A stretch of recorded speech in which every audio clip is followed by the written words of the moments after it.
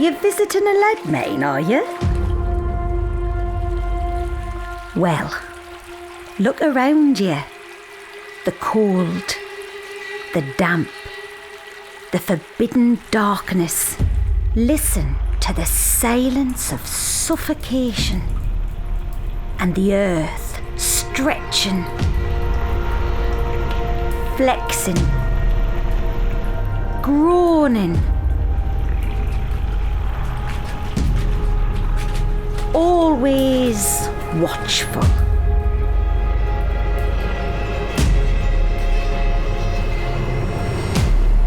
You'll never understand what it was like to work here. Day after day, year after year. A life defined by the price of lead.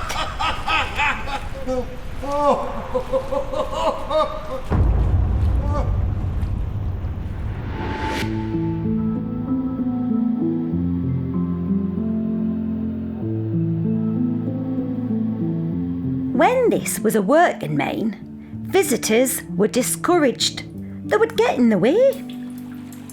And what person in their right mind would come down here if they didn't have to?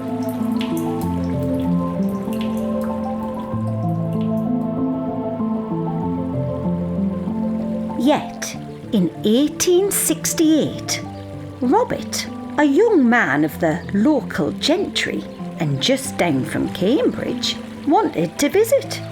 And as Robert's father was great friends with Mr. Beaumont, the owner, it was easily arranged.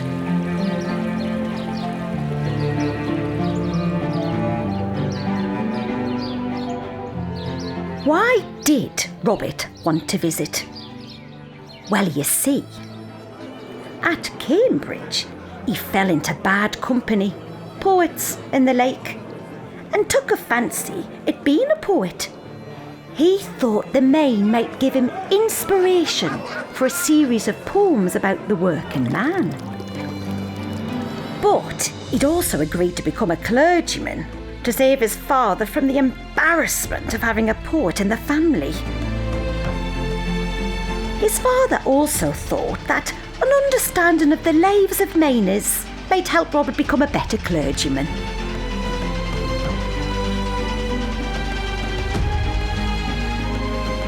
On the day of his visit, Mr. Beaumont was only too happy to show him around.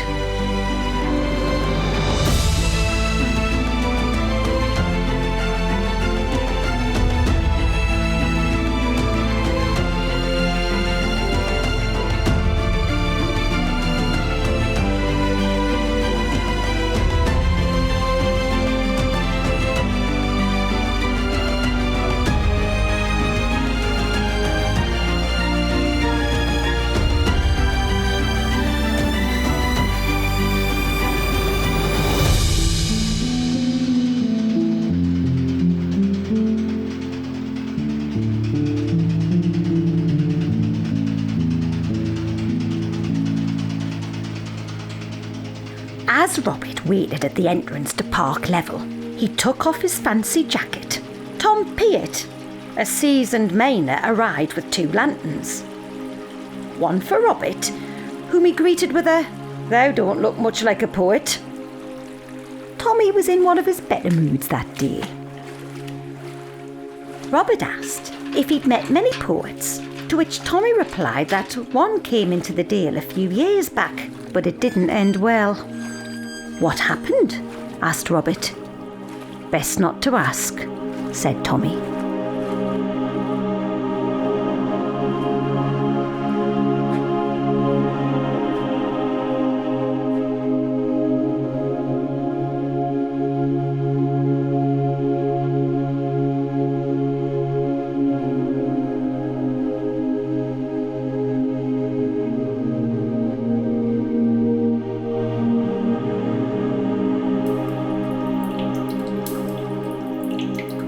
The water dripped down Robert's neck as the cold and damp seeped into his bones. Distant voices, like echoing thoughts, moved through the darkness. Now and again, an explosion of dynamite could be heard sounding like the earth objecting to human presence.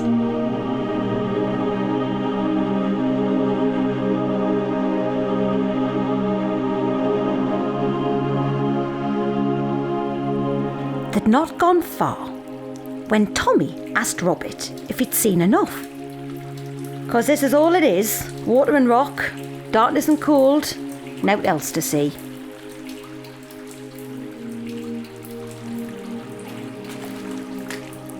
Robert said nothing, but stared about him.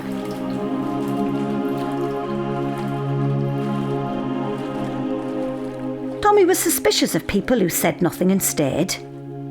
He thought they had something to hide, and a poet with something to hide was very unsettling.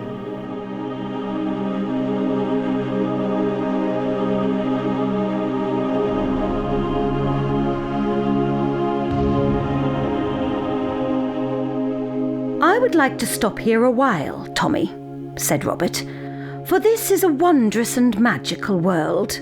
"Is that right?" said Tommy. "Oh, yes, yes.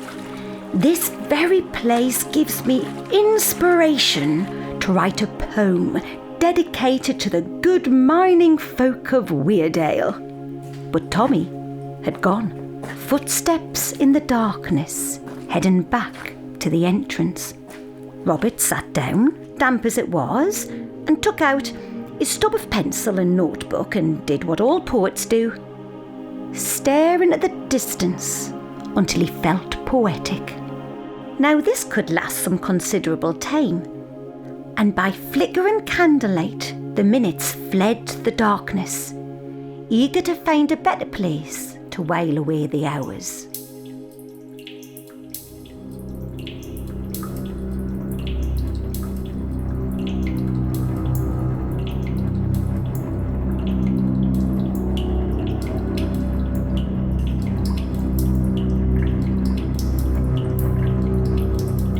Then, out of the silence, Robert heard tap, tap, tap.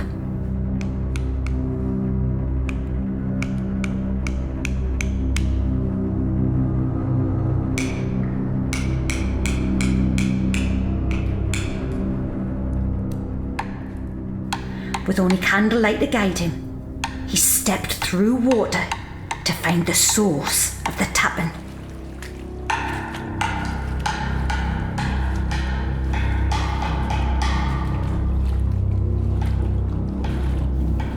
Was he scared?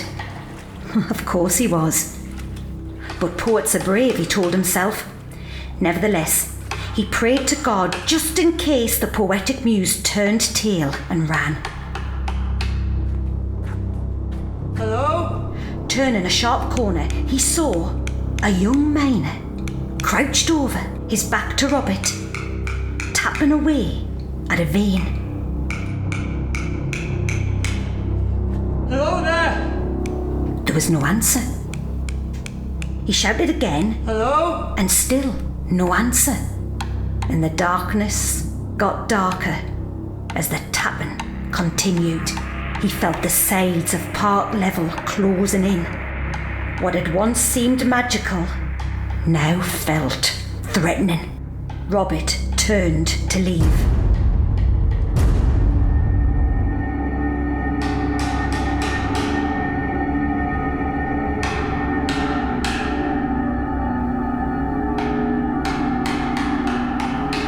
Stood in his way was a miner, old, dishevelled, stooped with graft, struggle and mischief. "I didn't hear you arrive," said Robert. "You wouldn't," replied the miner. "What you doing here?" asked the old miner. Robert told him he was a poet in search of inspiration. Why do you laugh? A poet, a strange occupation. "And does that," he continued, "give you enough coin to live on?" I am also a clergyman, said Robert. And that, sir, said the miner, is an even stranger occupation. Bowels of God's great earth. Please. We don't want preaching down here. Not from you. And not from anyone. Even There down is no God down here. But if I am, as you would say, made in God's image, then God must be a short arse with lungs full of black spit hobbling to the grave and arthritic bones. And who in their right mind would worship something like that?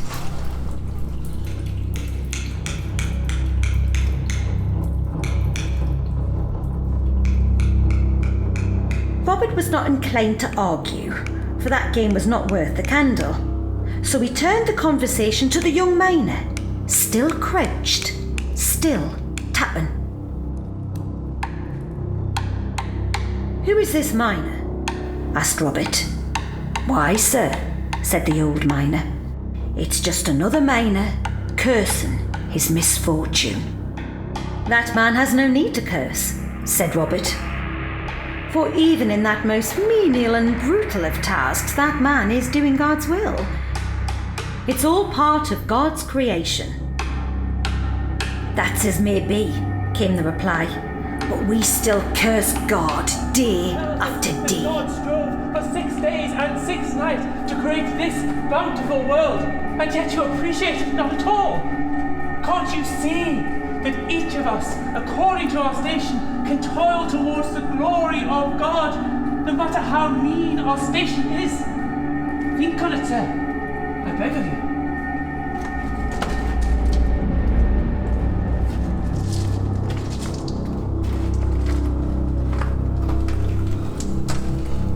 We don't want preaching down here. Not from you. And not from anyone. Is that clear? Right. I really can't let such godlessness go unchecked. For here the good book tells us each of us have our station in life accorded by God. And we must all work towards the glory of God. Oh dear me. So if you read the scriptures, it could not be clearer. Is that right? Said the old miner, I would thank you, sir, to have a more respectful thought towards God. and his laughter echoed along the levels. So God's will is that the poor slave to make the rich rich. I find your laughter offensive, sir. God has ordered our estate, sir, and we must each be satisfied with our lot. Well, God hardly plays fair then, does he? I best leave you to your work. And Robert turned to leave. You've watched the young miner tapping the vein, so you might as well meet him, sir. It might be the makings of a poem. He's a friendly enough chap, sir, and you might find him of interest. Lad, there's a poet wants to meet you. The young miner remained crouched, staring at the vein of lead he was working on.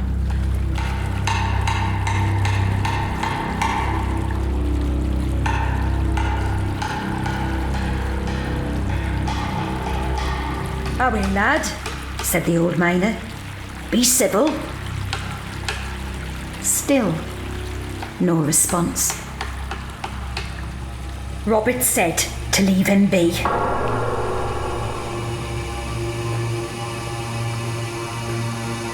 Then, the young miner stood up.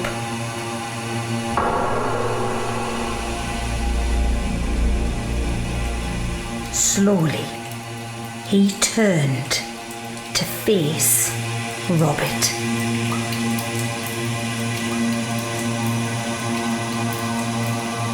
The candles flickered.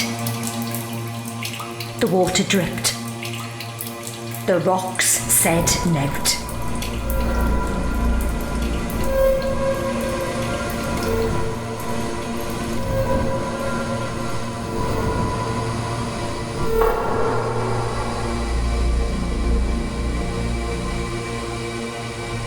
recognise him, sir, said the old miner. It can't be. What do you believe in now? It is, sir. It is you.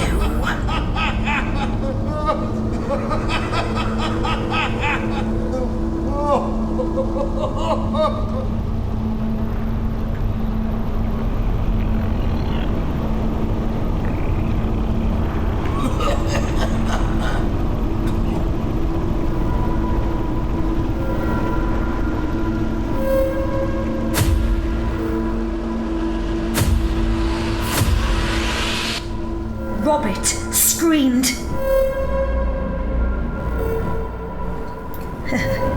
Yes, sir. I can imagine. It is a shock, seeing yourself down here. And it could so easily have been. So tell me, sir, would that have been bad luck or God's providence? And with that, the old and young miner walked away. Who are you? Asked Robert. Just call me the old man, said the miner.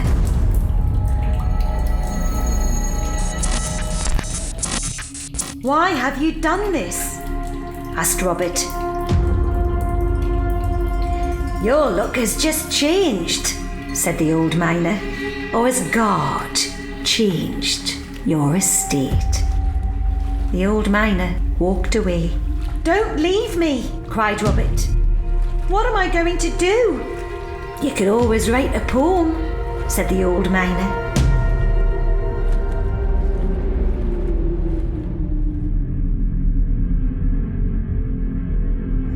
In the darkness, Robert prayed to God for deliverance. For all I know, he's still in there, still praying.